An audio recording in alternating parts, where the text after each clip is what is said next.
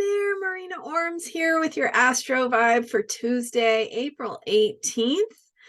We are reaching the end of the current moon cycle, heading into the next new moon, which will be a solar eclipse late tomorrow. So tomorrow, technically Pacific time, and then early morning on the 20th East Coast time. So that's the new moon that we're heading into, which technically makes the moon that we're in now, as my friend Ralph McIntyre puts it, the old moon.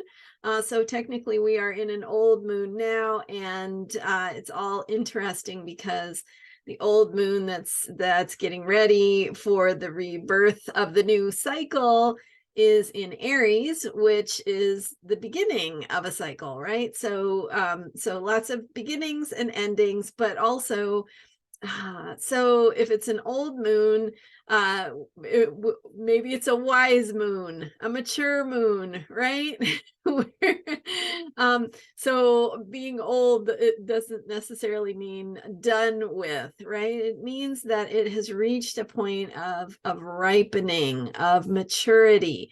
And so, and especially for the new moon tomorrow, we've got the exact new moon in the very last few minutes of the last degree of Aries, really about the oldest Aries you can get, the most mature, the most wise Aries. And really the completion, the culmination, the ending of the sign of Aries. And Aries is the beginning. Aries is the energy of new beginnings and self-discovery and starting things and taking action and initiating. So what does it mean for the sign of new beginnings to be reaching the end where it is wise and mature? It means that we're getting a little bit more of ourselves wrapped around what it means to start things, right? How to start things. Having a little bit more experience under our belts and doing the thing that we know how to do a little bit more, I guess, automatically, a little bit more without having to worry about the mistakes we might make, although that's always still there with Aries. Aries has built into it themes of moving on things without thinking them through. And so there's that impulsiveness, that impulsive quality, that risk-taking quality that can sometimes lead to accidents and mistakes. So we want to be really conscious with our intentions.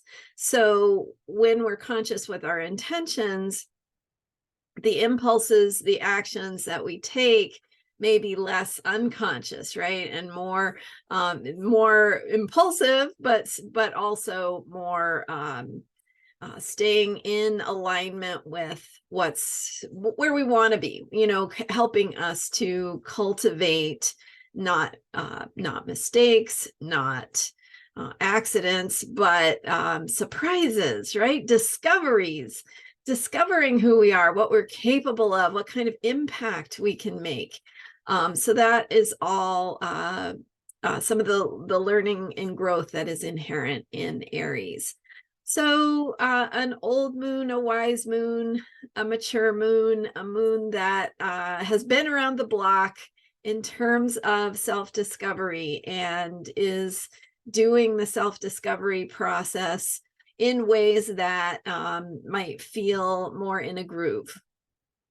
So we're also heading into not only a solar eclipse tomorrow night, but the following night, Mercury goes retrograde. Mercury is currently in Taurus. So yesterday I was talking about Mercury going retrograde and how to prepare for it, how to think about it, right? How to get ahead of the game so that when Mercury does go retrograde, you're like, oh yeah, I've got that all figured out. I laugh because as human beings, when do we ever have it all figured out? But we can think we do. So Mercury in Taurus is very practical. very grounded. So Mercury is about how we communicate, how we process information, gather information, learning, asking questions, networking, communication, and thinking, mental processes. So we have that energy of Mercury, and it's going through Taurus. It's where things are needing to be more tangible in terms of how we communicate. Things need to be understandable. Things need to make sense. They need to be very sort of spelled out. It needs to be categorized and put into languages and symbols and ways of understanding that that makes sense and makes sense from one person to another. So when we are thinking about Mercury in Taurus, it's a really good time to work on some writing, on some communication, and thinking about what it is you want to say and how to say that, and thinking about how the other person is going to hear it, receive it, read it. How is that going to arrive? When you send your messages out, because Mercury is the messenger, you're sending out that message. How is it being received by the other person? And so getting everything, not just from you, but also in terms of how it will be received by the other person, and thinking about that in terms of the words you choose. And Taurus is not it's not as meticulous as Virgo, but it is very methodical. So taking some time, some extra time to get things right, and think through what you want to say and how it's being heard.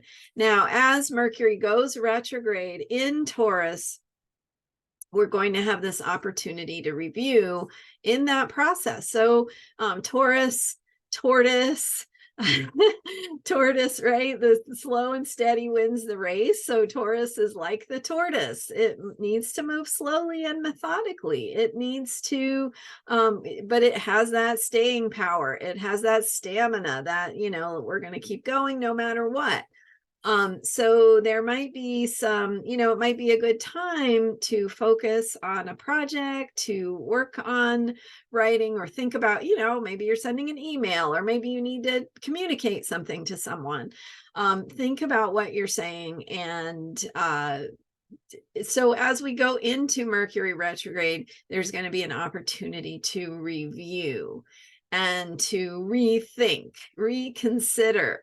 So maybe stopping yourself from sending something, and then rereading it and asking yourself, how's that going to sound to the other person? So giving a little more attention in that way to your words, to what you're conveying and communicating, because it will pay off over time, right? Mercury, Taurus brings rewards. It brings the gifts of the earth and connection to pleasure. So we want to cultivate those nice Taurus rewards by being careful and methodical in our thinking.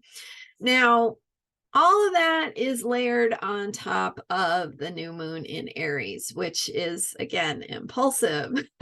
May hit the send button before you get to really think it through. So let's come back to, what does it mean to be more mature in our impulsivity? So we're recognizing, okay, I can have an impulse or an instinct, and then maybe I could hold off from acting on it immediately. Maybe I could recognize the impulse, think about the impulse, and what is the impulse asking me to do? How do I normally respond to that impulse? How could I do it differently? Just kind of being more of an observer of yourself, watching yourself in your activities, in your choices, in your behaviors, and asking if they're really being effective to get you what you want, and what you might think about doing differently, or how you might think about things differently that might help you be more in alignment with what feels important. All right, so that feels like a lot for today. Nice old moon heading into a new moon, and Mercury getting ready to go retrograde in the mid Taurus. Opportunities for review and reflection, which Mercury retrograde always brings, a recovering of territory, right? Going back over places we've already been. So reviewing and reconsidering, rethinking, and reevaluating. All right, so if you're looking for more information on the upcoming solar eclipse, check out my video from Sunday. More on how to get ready for Mercury retrograde. Check out my video from yesterday. And just, I've got so much great content. Anytime you have a little extra time, just scroll through, scan through some of my videos, something might pop out at you, and it might be just the perfect thing that you need to hear for today. So lots of little snippets here and there from things I've learned over the years as an astrologer, thinking about healing and the healing process and self-care and how we can best take care of ourselves with insights from the planets and how they speak to us. All right, thank you so much for being here. I am Marina Ormes. You can learn more about me at astrologyheals.com. Thank you for being here and for subscribing and for sharing. I am so grateful to be able to share with you and love hearing from you. All right, see you next time. Bye for now.